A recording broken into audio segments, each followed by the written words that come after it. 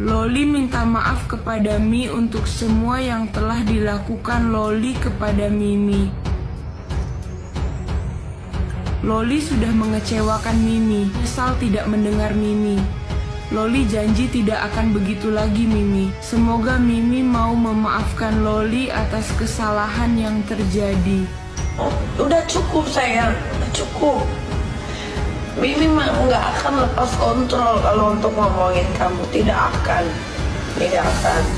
Sakit hati Mimi, sakit tapi nggak apa-apa.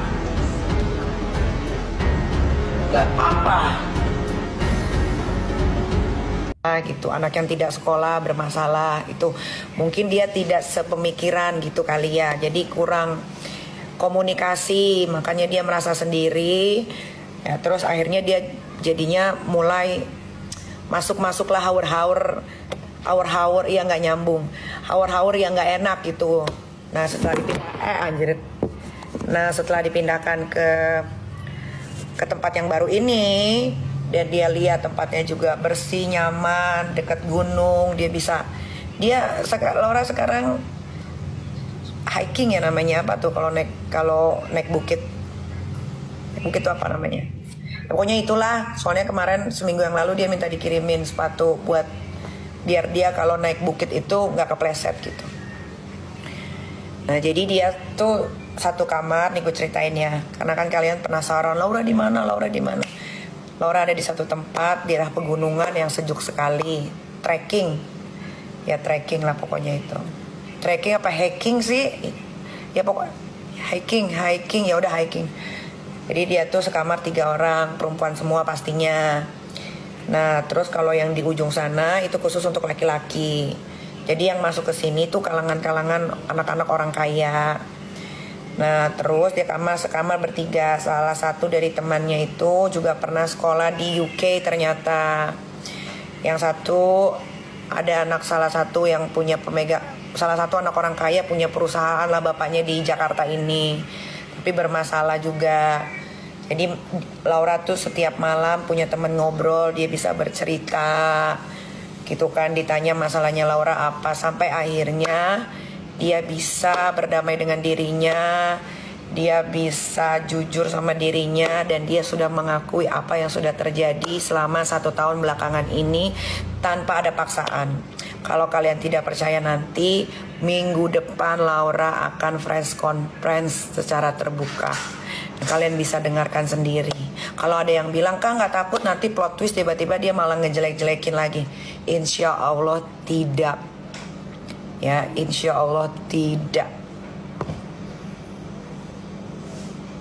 Begitu minggu depan.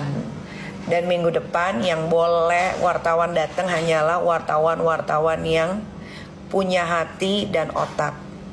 Kenapa gue bisa bilang gitu? Gue tidak akan membiarkan wartawan-wartawan yang datang waktu acara Laura kesurupan kabur dari rumah aman dan dibawa sama Rasman ke hotel, habis itu ke Polres, itu tidak akan boleh meliput sama sekali. Jadi hanya wartawan-wartawan yang memang paham bahwa anak di bawah umur tidak boleh diwawancara, apalagi mukanya tidak di-blur. Jadi kembali ke poin tadi, bahwa sudah ada pengakuan yang terang di luar LM, sudah tidak gadis lagi, sebelum dengan Fadel ya, sudah pernah berhubungan badan dengan 2 laki-laki lain. Itu berinisial A, satu orang UK, satu lagi orang Timur Leste. Satu lagi kita nggak mau sebut karena buka itu malu.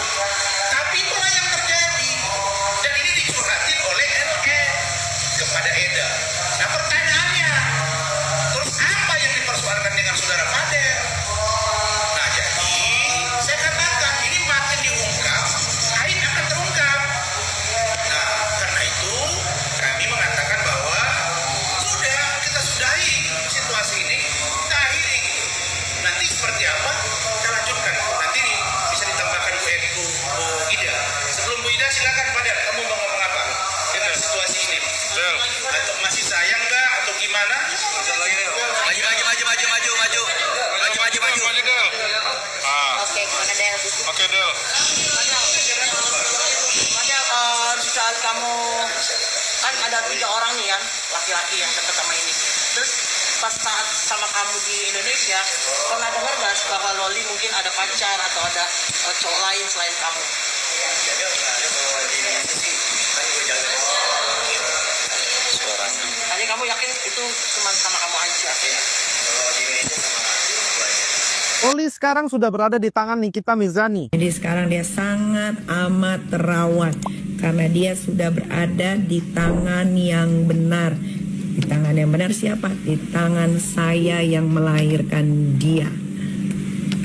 Karena tidak ada satu orang ibu pun kecuali ibu durhaka yang akan membiarkan anaknya ya menjadi anak yang buruk rupa, buruk segala-galanya.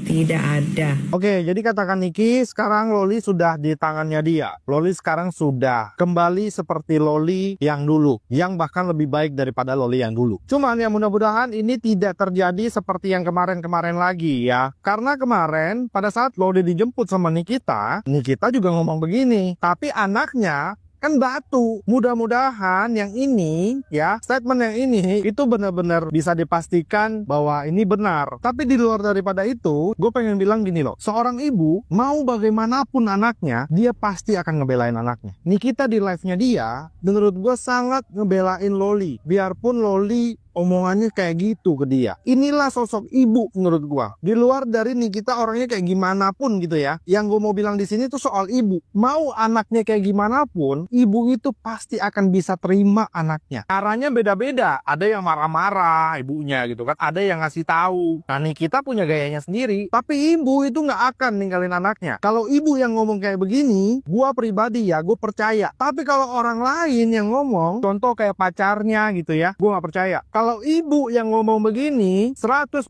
gua percaya itu benar. Seorang ibu pasti akan ngebelain abis-abisan anaknya dengan cara ibunya itu sendiri. Mau anaknya jadi apapun, mau anaknya ngelakuin kesalahan apapun, ibu itu selalu maafin kita. Ibu itu pasti maafin kita. Cuman ibu yang punya keikhlasan itu. Oke, menurut kalian Loli nanti bakalan tantrum lagi apa enggak? Coba kalian tulis di komen ya. Jangan lupa follow ya.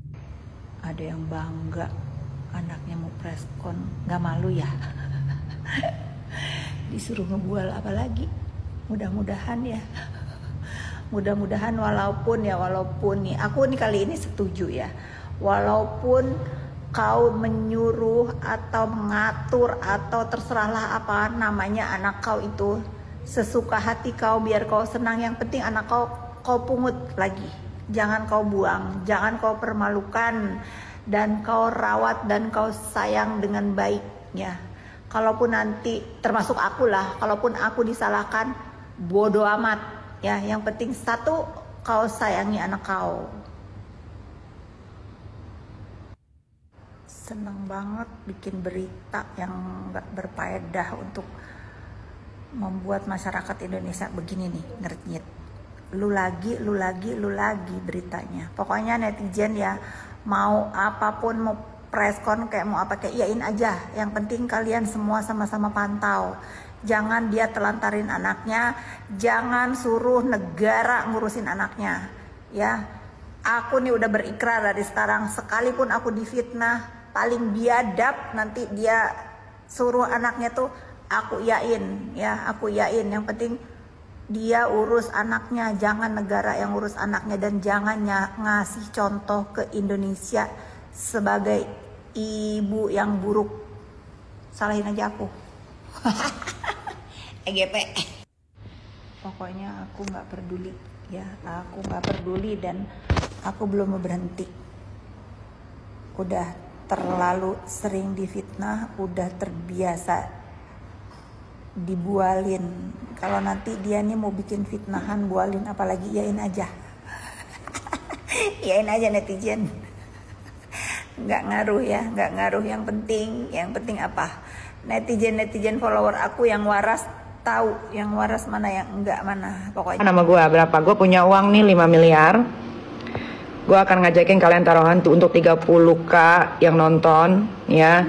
Kalau si Kang Semir itu tidak akan tahun baruan di luar. Dia nge-highlight story Instagram Lintang semua. Iya, biarin aja. Nah, tapi kalian juga harus berani taruhan sama gua. Kira-kira kalian akan ngasih apa? Ya, ngasih apa kalau ternyata si Kang Semir itu misalkan tahun ini tidak dipenjara. Menghujung akhir tahun Desember dia tidak dipenjara, kalian mau kasih apa? Ayo taruhan sama gua. Gua akan kasih 5 miliar. Ya, kalau misalkan si Kang Semir ini tidak dipenjara penghujung akhir tahun ini, gue akan kasih 5 miliar. Ayo rekam. Nah, kalian juga mau ngasih gue apa? Nanti biar gue capture, nanti pas kalau misalkan dia dipenjara akhir tahun ini, gue akan tagih ke kalian.